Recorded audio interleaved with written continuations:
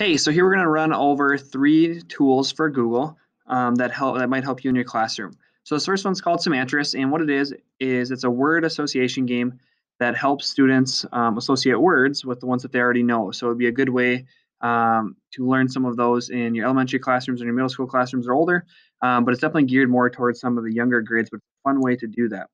So if I just type in Semantris on Google, this is what would pop up. And there's 2 different ways to do it. There's arcade mode, which is pretty fast, and then blocks, which is a little bit more time. And so we're going to do this way first. I'm going to skip the tutorial. So what you see pop up looks a lot kind of like a Tetris. That's how it's going to act as well. And so what I'm going to try to do is match words that I know to try to get rid of some of these words in here.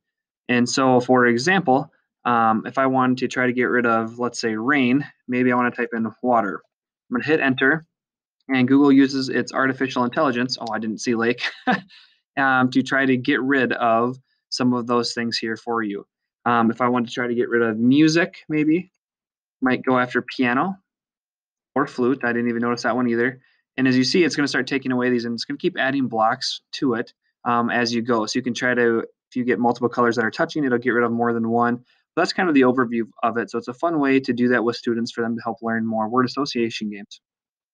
Second one I want to show you is going to focus on how students can learn more and get better at searching online. So I know that we all run into the problem where students will simply type in or copy and paste your question that's on a worksheet or something into Google, and then they really can't find the answer. And it's a lot of times it's because that just doesn't work. And so this site will help you and help students learn how to find answers better and more efficiently on Google. So what they would do is they would type in a Google a day, and that's what it's called. So the website you can see up here as well, just Google a day. And you just hit start playing, and it's going to ask you a question here. So after centuries of being passed between, who was granted sovereignty in 1861? And so I would have to try to find that answer. And you notice that there's points over here. So it's definitely a game-based way to do it, which helps students become a little bit more engaged, gets a little bit more excited, and they can compete that way. When we go to look, I could just click either this little down arrow or just up here in general. And I would try to start typing in those answers to try to find it. Once I think I found the answer, I would pop it back up, and I could try to type it into here. If I'm right, if I just said Spain, which I know is not right, it's going to say no. See how it shakes there?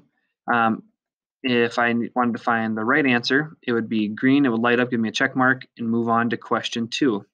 You can also ask for hints, and you can also have it show the first letter. So that's a fun way to help them learn how to search better on Google. It helps them learn how to do that more efficiently and better.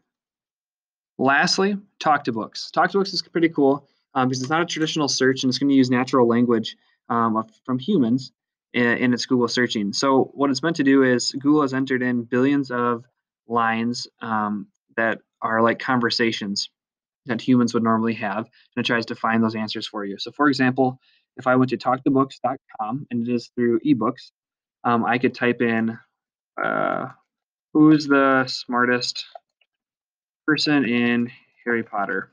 So that answer, or if we typed in that question on Google, we know we probably wouldn't get a very good answer. But now what it's going to do is it's going to link all these different books to and take lines out of them on who may be the smartest and try to put that answer for us. And what it can do is that when it answers this questions, we could even click on the books, and it's going to it's going to bring us to a new page of that book, and we're going to have access to the entire thing as well, just in Google Books. So once it loads here, it's being a little slow right now. It would show you actually the whole line of the book, unavailable for viewing. Oh, so I've reached my limit right now because I've done this quite a few times to this book as I practiced, but that's kind of the gist of it. So those are the 3 when it comes to semantics for word association, a Google a day to help kids learn how to search online, and Talk to Books, which can help them help you find different answers on Google. All right, let me know if you have any questions. All the links to the following are at the bottom. Bye.